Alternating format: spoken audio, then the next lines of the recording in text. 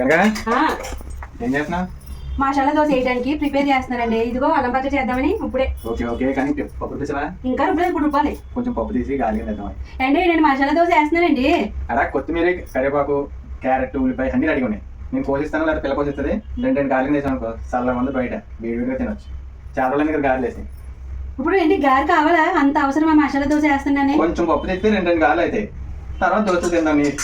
ఇంకా చట్నీ అవ్వలేదు కదండి. చట్నీతో పని లేదు, అదే చెప్తున్నా. చట్నీతో పని లేదు దానికి, ఎందుకంటే అన్ని ఉంటాయి కదా దాంట్లో, కాయగూరలు ఉంటాయి కదా, మంచిగా తినేస్తారు వేడి వేడిగా. సరే చేస్తానండి. మా నాకు కూడా